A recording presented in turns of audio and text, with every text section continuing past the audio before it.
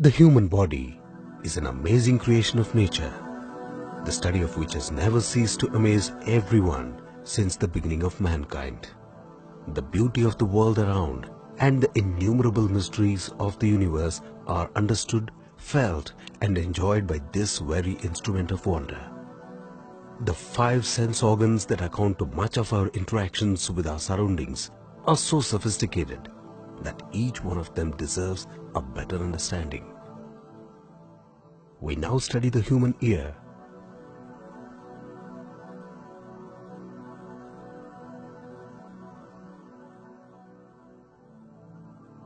To decode the whole complicated behavior, we have broken down the ear into 3 broad parts, namely the outer ear, the middle ear, and the inner ear.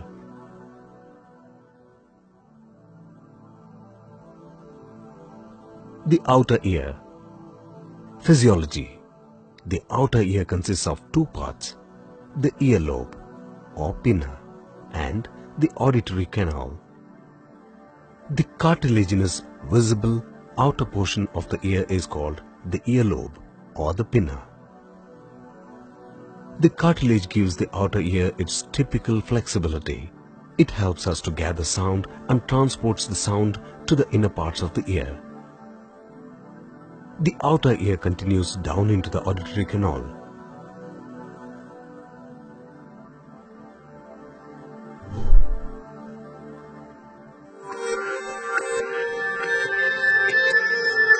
The dead end of the auditory canal is covered by the tympanic membrane, which marks the beginning of the middle ear. The middle ear. Physiology. The middle ear consists of the tympanum and a group of 3 very small bones, namely the malleus, the incus, and the stapes. Functions of the middle ear. The tympanic membrane vibrates with sound waves.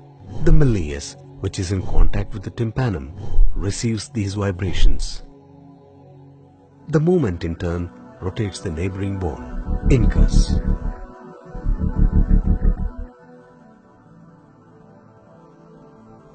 The incus is attached to the stapes that receives the vibratory movement and transfers it to the oval window or the fenestra ovalis. An interesting fact to note is that due to the physical resemblances, the malleus is named as the hammer, the incus is called the anvil, and the stapes is called the stirrup. Remember these day-to-day objects and you will remember the middle ear. The middle ear is connected to the throat region through a tubular passage called eustachian canal. This keeps the air pressure on either sides of the eardrum equal. The inner ear. Physiology.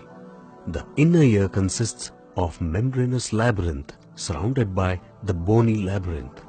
The bony labyrinth consists of the vestibule, the semicircular canals, and the cochlea. The vestibule, a chamber in the center of the bony labyrinth, which communicates with both the cochlea and the semicircular canals. The oval and the round windows are both located in the lateral wall of the vestibule. The semicircular canals. The semicircular canals contain the semicircular ducts, which have arisen from the utricle of the vestibular labyrinth. The cochlea. Cochlea forms a spiral which contains the cochlear nerve. Functions of the inner ear. The base plate of the stapes bone from the middle ear fits into the oval window of the bony labyrinth and sends pressure waves into the inner fluids.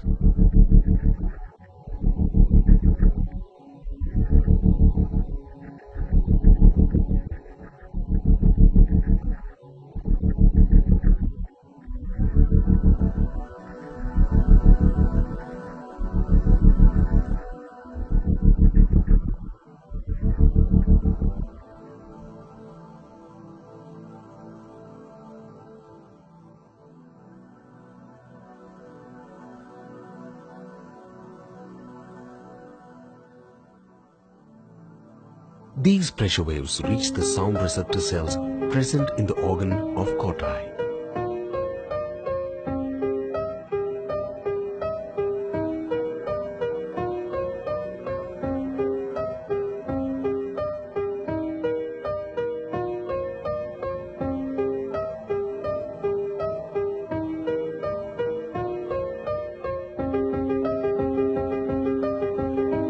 All these receptor cells are connected to form the auditory nerve, which carries the sound impulse to the auditory center of the cerebrum, creating the recognition of sound.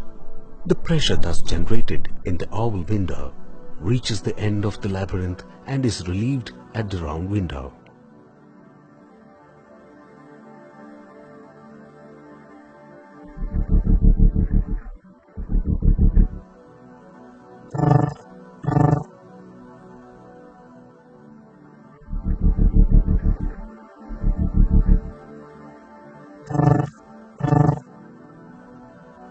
Thus, the ears are not just auditory sense organs of the body, but have much to do with the overall balance and physical orientation of the body. So, next time when you get down from the merry-go-round and feel dizzy or off balance, you know whom to blame. Your ears.